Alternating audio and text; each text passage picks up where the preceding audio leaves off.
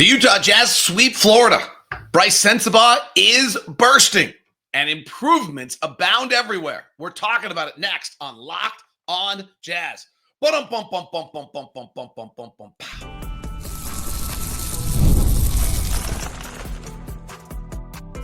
You are Locked on Jazz, your daily podcast on the Utah Jazz. Part of the Locked on Podcast Network. Your team every day. How are you? I'm David Locke, radio voice of the Utah Jazz, Jazz NBA insider. This is Locked on Jazz, your daily podcast on the Utah Jazz, giving you insight, expertise, geeky numbers, and hopefully making it way better to be a Jazz fan each and every day. We are free, available on all podcasting apps and on YouTube. Please follow us and join us daily like the everydayers. We appreciate it so much. You're making Locked on Jazz the first listen of the day. Today, we every Monday wrap up with Trends Monday. Be interesting to see where the Jazz are. Big night for Walker Kessler, both on and off the court. We'll talk about that as well. The Jazz, so many improvements in so many different areas right now. Let's start, though, with Brice Sensabaugh and the play he's putting out on the floor for the Utah Jazz. Today's show is brought to you by FanDuel. FanDuel, big upsets, game-winning drives. The NFL playoffs are better with FanDuel. New customers get, when they can bet $5, get $250 in bonus bets, guaranteed win or lose. So visit FanDuel.com. Thank you very much to the everydayers. You guys make everything. So Brice Sensabaugh just busted out over the weekend. And some of this, I think, is unsurprising. Some of this, I think, is really exciting. And he's just playing with an abundance of confidence. And I think it's really important. And there's a bunch of context that I think we have to put into. The reason I say it's unsurprising is because while it's taken a while to get there, not that long, frankly, Brice Sensabaugh coming out of Ohio State, I was a huge fan because he could put the ball in the bucket. Like, sometimes we forget the point of this game. And the point of the game is putting the ball in the bucket. We get enamored with length and athleticism and all these other things. Put the ball in the basket. And Brice in college shot 49%, 48% from the field, and 41% from three, and 83% from the free throw line. And it wasn't like you looked at Brice Sensabaugh stats as a collegiate player and thought there was no like, oh, well, there's this or that. Like, this dude was bona fide. He got injured late in the year, it cut the year short. But if you looked as the year went on, he kept it up. His three-point shooting slumped a little bit that year as he went on into the conference play, and people realized that the Big Ten wasn't, that Ohio State wasn't good, and he was the only thing that he had offensively. But he also started the year as a true freshman coming off the bench, and then started his final 21 games there. And when he kind of got it rolling there, he got better and better as the year went on. Had a monster January, and then everyone kind of figured out that Ohio State wasn't good, wouldn't give him any airspace, and a lot of he kind of fell. The guy can score, is my point.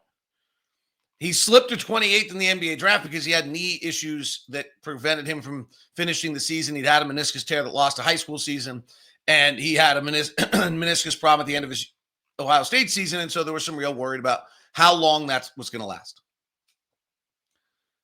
And then what was interesting about his rookie year was he didn't shoot it, and he didn't know what to do. I'll never forget, we're in Oklahoma City in early December no, wait a sec. It had to be March because Brice didn't play in early December. We're in Oklahoma City in, mid-late March, and we have a practice, and I go to talk to Brice about some other stuff. And at the time, he's, I think, 1 for his last 18 from three. And I'm going to purposely not talk to him about threes. And all Brice can do is bring up his shooting. Because here's a guy who's made his entire life shooting the basketball, and he can't make a shot. And he, frankly, I think is so stupefied by it. He doesn't know what to do. He's never had a stretch like this in his career. He's finally getting about 10 or 15 minutes a night, and he can't make shots. And the dude's put in the work, accelerated his release, used his incredible touch. He's, when you're an 80+% free throw shooter, you're a really, you figure out he took the stretch. There was about a 10-game stretch last year. He shot 29% from the field, and he shot 12% from three. And he took all the work in the offseason, and he improved his touch, and he improved the quickness in his feet, and he's allowed his touch, and he's allowed his shooting to come forward. And now he's playing with an abundance of confidence.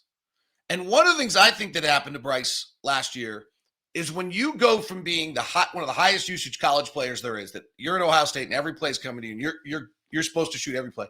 And you get in the NBA and you get on the floor and you're not supposed to shoot every play. And you're not supposed to suddenly make plays because the other four guys on the floor are established and better than you. And then Will talked about it all the time. I don't care if Brice scores. I want to see him do other stuff. Every time you shoot, I think you're wondering whether it's okay to shoot or not. The coaches don't mean to do that, but this is what happens. And you're wondering, well, is it okay if I make that shot? Is it okay if I... And even when I talked to Brice post-game after Orlando, his comment was, I just let the game come to me. But guys don't know how to do that. Keyonte's learning it right now. It's a really beautiful thing. Guys have no idea how to let a game come to them. When they come into the league and their job in every single night they've ever played in their entire life is be the best player and the leading scorer on the floor. And then they let the game come to them. That's really, really hard. And so Brice, what I think is most important about what's happening right now is that Brice has these games, such as the last two nights, reminding him he can be that good an offensive player. He's stacking good performances. He now plays with a little extra confidence. Jordan's going to be out for a little while. And Brice is going to get those minutes with an opportunity to play a lot of offense. And he's going to be able to play with confidence and exude it and be able to play unencumbered, not worrying about whether that's all right that he took that shot. He's going to have to do other things. He can't have 29-minute nights where he doesn't get rebounds and doesn't get assists.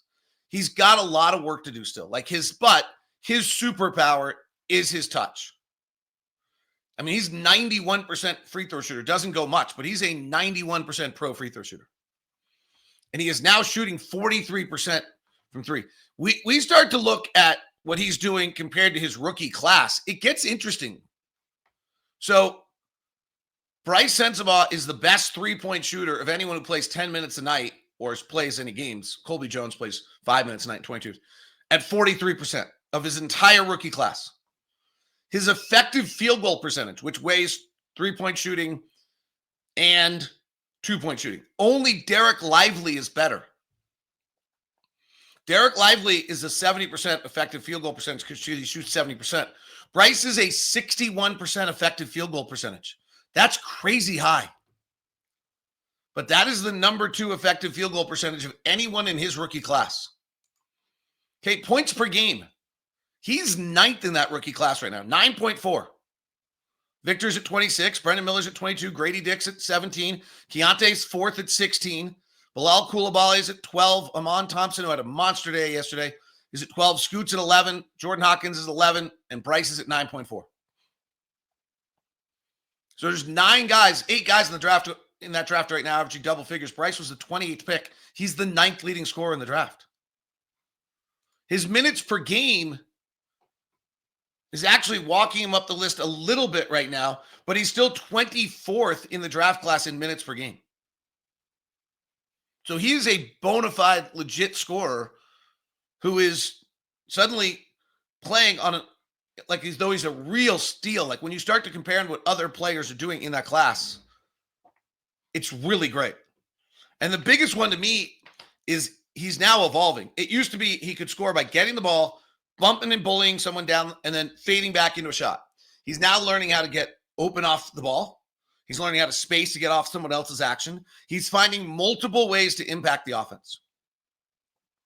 The other one that I'm seeing out of him that was beginning to go the other direction and just was going to be like, oh, dude, you're never going to play. And this happens to a lot of high usage players when they first come into the NBA. And that is he was catching the ball and it was sticking a lot.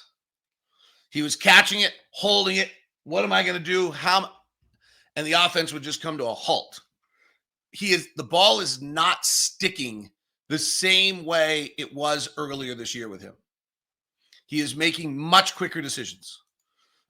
And that's really important. Now, like, it's like, if you go look at it, by the way, and we can just kind of look at his trend, he is the player, other than Cody Williams, who is having the biggest negative impact on the offense when being on the floor. Our offense was far worse when Brice was on the floor than any other player other than Cody Williams this year. And I think it was because of that reason, because the ball was sticking and holding. And I think he's moving past that. And so that the offense can still be really good when he's on the floor if he continues to move it. But let's make sure he doesn't regress in that area. He's also got to work defensively and do some other things. There are so many areas of improvement right now for the Jazz. We'll try to get all of them. But the biggest story of the night was Walker Kessler off the court. That's next on Locked On Jazz. Today's show is brought to you by Murdoch Chevy, located in Woods Cross, also located in Logan. The Chevy truck, the Silverado, the Colorado, that's Americana.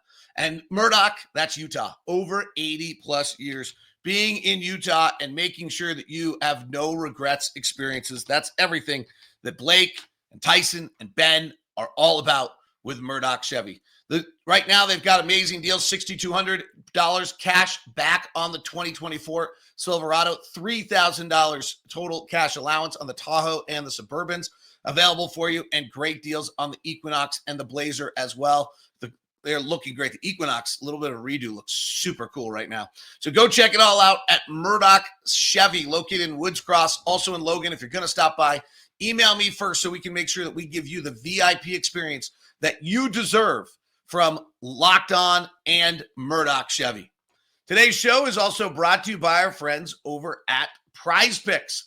Prize Picks, no better way to get in the action than Prize Picks, with basketball heating up and real money action taking place. Watch your favorite NBA stars with Prize Picks. Whether you're a diehard fan or just love some friendly competition, Prize Picks makes it fun and easy to turn your basketball knowledge into cash. Here's how it works. Pick more or less on at least two players for a shot to win up to $1,000 of your cash.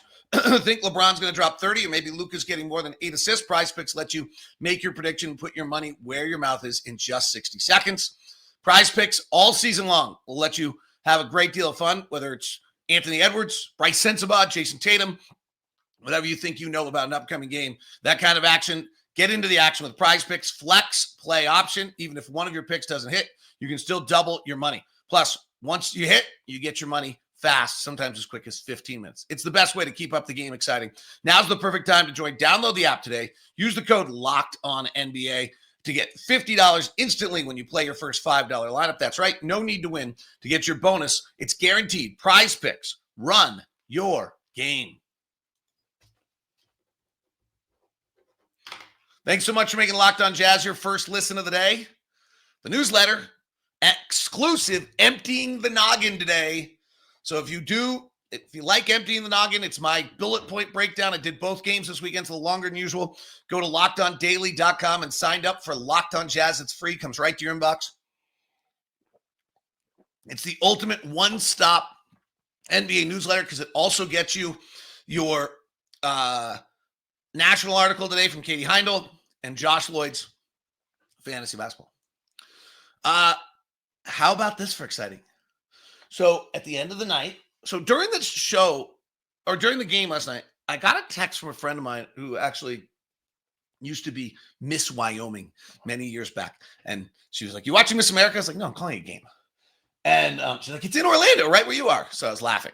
And so I chuckled. Well, we finished the game and I'm walking out, and Walker Kessler's getting into a car and being escorted out instead of the bus. And the other night, I saw like, you see this every now and then. You think, you wonder like, oh, why is somebody not joining the team? Like, it's kind of like, ooh. And so Walker gets in the car, and then I realize what's going on, which is Miss America is taking place in Orlando, and Walker's girlfriend is Miss Alabama. So Walker, at the end of the game, after dominating again, is rushing over to the event at wherever it was in Orlando to be there for his girlfriend, Abby Stockard. And she wins. She wins Miss America. So Walker's longtime girlfriend, who he met at Auburn, who was, I think, a member of the Auburn cheer team at the time, just won Miss America. How cool is that? So anyway, congratulations. Like really, really neat. Walker's pretty private about it. I think this is not private anymore, so I feel comfortable in sharing it. He's also posted a few times socially about her. But let's talk about Walker on the court. He's really good. You know, it was interesting. I made the comment that I didn't think Walker would be a top 50 player in the NBA. Maybe. Top 50 is really hard for a center who doesn't have a natural offensive game. But man, is he playing well in his third year in the NBA. And maybe we shouldn't put, I loved the comment, and I'm going to say it a million times. When Will Hardy was talking about Tyler Hero and Colin Sexton, like, we've got to stop putting a stamp on players in their third and fourth year. Like, Hero's busting out, I think, his fifth, and Colin's kind of in his 6/5 because he lost a year. So, I think that's a really fair assessment. Just to kind of make sure you have, like, 50th player in the league is Jared Allen, who is what I've kind of said is I think Walker's kind of peak. Like, Rudy, I think, is actually at 50 on the last list, and Kristaps Porzingis there. But I think, like, Jared Allen's 54. So, like, Walker's getting there to Jared Allen. He needs to be on a team that plays better defense collectively so that then some of his defensive prowess can show up. And Jared Allen's team is 31-4 right now. So let's give Jared Allen his flowers.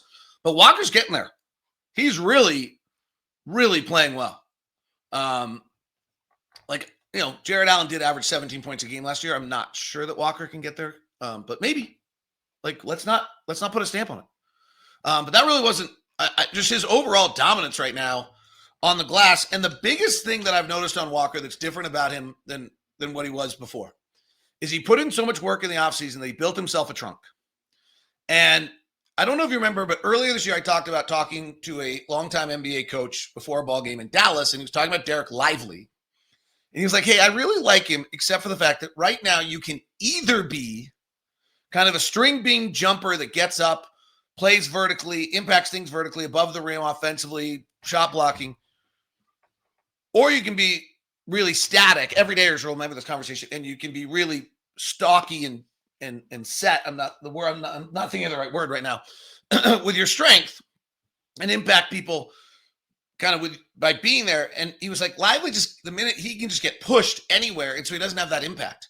And you think about like Zubac and how much kind of an impact Zubac can have on the game without being, who's the Clippers center, without being jumping up and down, and a great deal. Walker has some vertical jump, but he was kind of the stringy, jumpy, Derek Lively type big. And I said at the time when I had that conversation, I wonder if Walker can evolve into more of the Zubac big. And that's what he's become. And it's way better for him. And because what is way better for him is that Walker now has a trunk on him at 270 or whatever he says he is, holding, and it lets him hold his ground and reach. And he's so super with reaching with both hands, shot blocking, but he's also now reaching with both hands and keeping balls alive. It's doing two things. One, he has 13 offensive rebounds in the last two games. I mean, that is a dominating number. Walker, if you actually go back to like December 1st, I think is averaging over 3 offensive rebounds a game in his last like 20 games. It's monster numbers.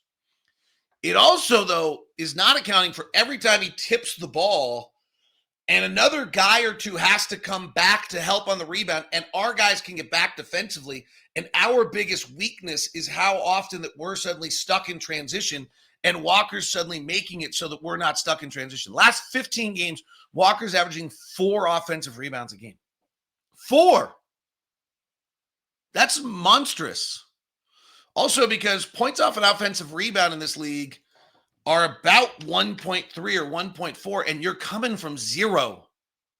So if I give you an analytical explanation of like how important an offensive rebound is, that's it. Points off an offensive rebound off putbacks going to clean the glass is 1.08. And you're 0, and he gets you 4 offensive rebounds. He's getting you about 4.5 points a game just on his offensive rebounding. It's pretty great. Our points per offensive rebound as a team is 1.12, and our half-court offense is 0.94. We're one of the better teams off of an offensive rebound and one of the worst teams in the half court, so it's even bigger. the overall play of the team is just so much better right now. We'll get into trends Monday here in a second, and you're going to see what they are offensively. They're one of the top offensive teams in the league over the last 5, 10, 15 games. Will Hardy just has done an amazing job.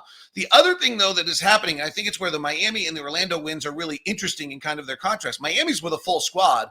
Orlando's without a full squad, but it's the same thing in which they stuck with it. In Miami, early on in the ballgame, they're missing little easy shots. Miami's out to an 11-4 lead. No one goes rogue. They stay in the system. They blow them out. The half-court offense in the first half against Orlando was disastrous. It was 0.5 points per half court. It was literally putrid.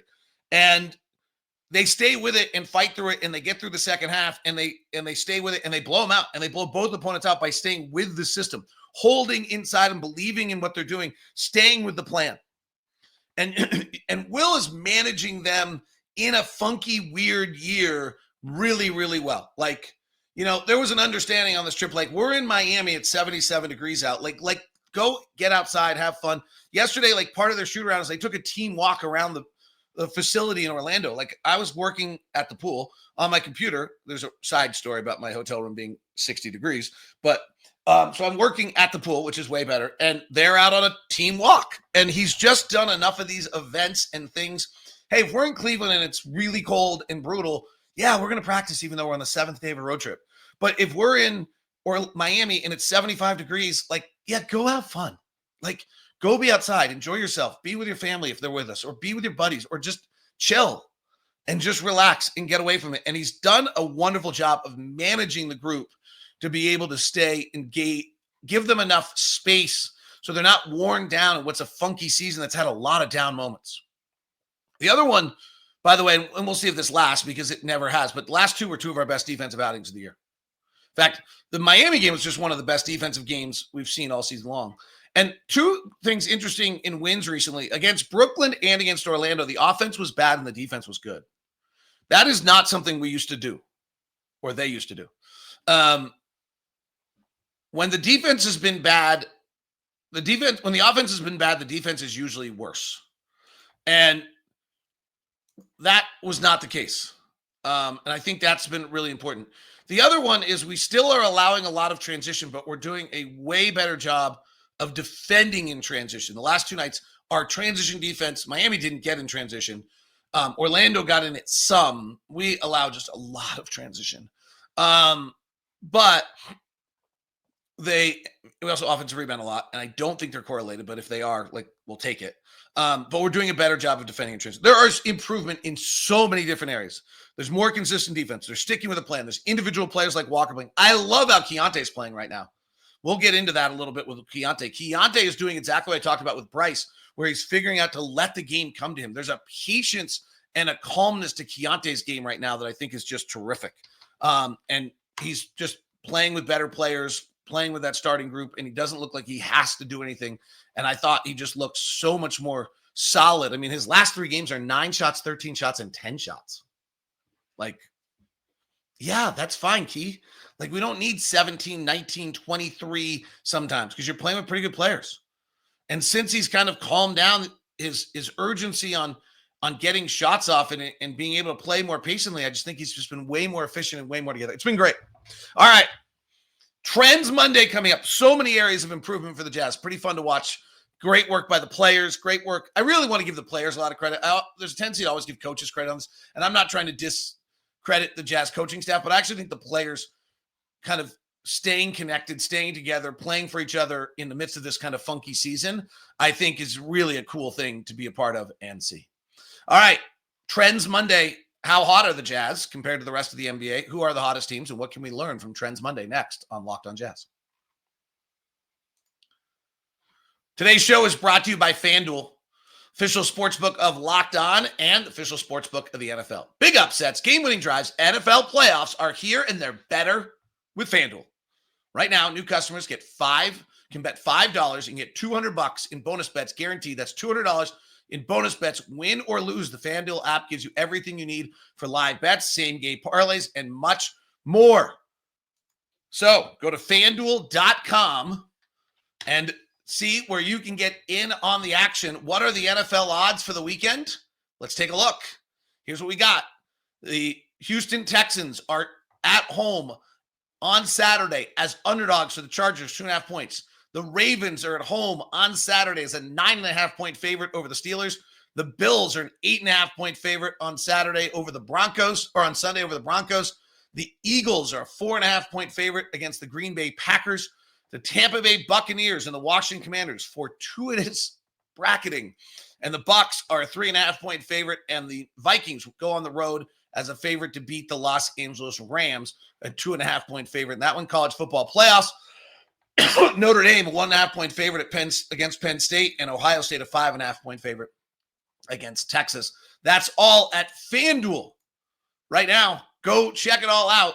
FanDuel.com. Get started, $200 in bonus bets. That's FanDuel.com. Make the playoff season unforgettable with FanDuel, the official sportsbook partner of Locked On.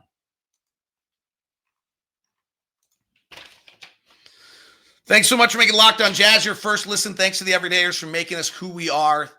An amazing, I'll share with you at some point some of the 2024 numbers on Locked On, since you guys were all the ones who created it and made it what it is. Right now, let's do a little Trends Monday. Started out with, there's so many windows open. How can I possibly find what I'm looking for?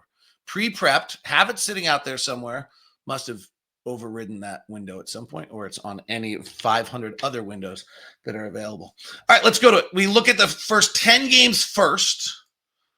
Last 10 games first on every Trends Monday, and then we look at the last 2 weeks, and we have more games being played. Okay, the hottest team in the NBA is the Cleveland Cavaliers. Their net rating is 16. Oklahoma City, after their blowout, net rating is 12. They're both 10-0. Interesting, Boston's net rating is an 11, plus 11, and they're 5-5. Then the Knicks, and then the Nuggets. The Nuggets are plus 6 and 6-4. It's interesting. A bunch of these teams have really good net ratings and did not win games this week. Net rating is usually a better indicator. The Jazz are 18th right now, 4-6 in their last 10 games. They are better than the Hawks, the Magic, the Heat, the Suns, the Warriors, the Timberwolves, and then the Wizards, Pelicans, Blazers, Nets, Hornets, and Raptors. That does not look like a team that is about to lose 60-some-odd games. All right, let's get to the top offenses in the league. Cleveland's got a 123.6. They have not cooled down yet. Their effective field goal percentage is still near 60%. Nuggets, Knicks are third, Boston fourth. Indiana may have clicked back in. We saw a little bit of this last week when we did Trends Monday. The other one's interesting. The Lakers, who couldn't score for a while, JJ Redick may have figured something out on his team as they are suddenly scoring the basketball at a very high rate. They lost last night to Houston, but they put 115 against Houston's defense. Memphis is seventh. Philadelphia with Embiid back is eighth. The Jazz over the last 10 games are 13th offensively. Over the last 15 games, the Jazz offense is 10th. It's pretty incredible because it was in the 30th. Last 5 games, the Jazz offense, after last night, dropped to 12th. Last night hurt them. That was not a particularly good offensive game without any players. Teams that can't score right now are Charlotte, Orlando. We saw that. Brooklyn, Toronto, and then Milwaukee, Milwaukee's suddenly 5-5 in their last 10. This is the big takeaway I have from all of these. For Milwaukee to win, they've got to be a top 5 offense, and they are suddenly back down to being 26 in the league. Then the Wizards, and then the Clippers. Defenses, Oklahoma City's defense is a 101.6. The next closest is a 106, and the defensive average is a 113. Oklahoma City is 12 points better in the last 10 games than the average defensive team. Interesting number 2 team, another big takeaway from Trends Monday today, the Spurs are at 106.5. Have they finally figured out how to be an elite defensive team with Victor Wembanyama? Milwaukee's third, Orlando's fourth, Cleveland is fifth. Cleveland's perfect. And the Clippers are sixth. Not playing defense, Toronto is 30th. Portland is 29th. Phoenix is 28th. New Orleans is 27th. Minnesota, who had turned the corner, looked like they were better defensively. Everything was all right. They totally clicked in. Suddenly, in the last 10 games, Minnesota is 26th in the league defensively with Rudy Gobert. What just happened? And Denver's 25th. Utah's 24th. So keep an eye on Minnesota. That's crazy to see that kind of swing there. Because remember, 2 or 3 weeks ago on Trends Monday, we were saying like, okay, well, they've turned the corner and figured this out, and they're back to being a defensive team. And all of a sudden, they're not. So keep an eye on Minnesota, just really tumultuous. Last 2 weeks, Trends Monday, Oklahoma City moves to number 1, Cleveland 2, Boston, Houston 4, New York 5, Sacramento 6. Remember, Sacramento's ratings were actually pretty good under Mike Brown. They just were a mess. And then Denver's 7th. So keep an eye on Sacramento here. Teams are struggling. Toronto minus 18. Brooklyn, Charlotte, Portland, and Phoenix, who's lost 5 of 6 and supposedly going to have starting lineup changes. We see them on Saturday. And Miami has 4-3 in their last 7, but a minus 6. The Jazz over the last 2 weeks is now the 13th team in the NBA with a plus 1.6, 12th best offense, 15th best defense, and pretty impressive, and have the number 1 differential relative to their Vegas spread. So the Jazz are outperforming expectations more than any other team in the NBA right now. Number 1 offense in the league over the last 2 weeks is Cleveland, then followed by Denver, New York, Lakers, Sacramento, Boston, and Indiana. The other one I think is important here is Houston's hovering around 8th with all their great defense. Teams not scoring: Charlotte, Orlando, Brooklyn, Clippers, Phoenix. That's with a lot of guys healthy. Toronto and Miami, and then we mentioned Milwaukee. Defenses last 2 weeks being really good. Oklahoma City again, just as dominant as we mentioned before. Orlando, Milwaukee, San Antonio, same mention. Clippers, and then Charlotte's in there uniquely. They really can't score at all right now, but they're playing pretty well defensively. Teams that are not defending are Toronto, Portland, New Orleans, the Lakers, and then there's the Minnesota again. The team underperforming to their spread the most is Toronto, followed by Phoenix, and then Minnesota's in there as well, underperforming, as is Miami. So those are the teams, and Golden State really struggling, but Denver not defending as well. All right, that is Trends Monday. That is our Monday edition of Locked On Jazz. Back with you tomorrow, getting ready for a 2-game homestand. Quinn Snyder in Atlanta's in town on Tuesday. Eric Spoelstra, Miami's in town on Thursday, and we go to Phoenix on Saturday. Fun week. Come out and get your tickets at utahjazz.com. If you've not signed up for the newsletter yet, please do. Exclusive, emptying the noggin today. LockedOnDaily.com. Click on Locked On Jazz. I can be followed at DLock09 on any of the socials: Blue Sky, Threads, X, TikTok, Instagram, Snap. DLock09. Please do. Follow me. I'll try to fulfill my end of the bargain, giving you good content there. Thanks very much. If you haven't followed or subscribed to the program, please do. Right now, we send to the first ever 24/7 national NBA channel, Locked On NBA on YouTube. Check out Game Night after every single night, all the NBA games every night.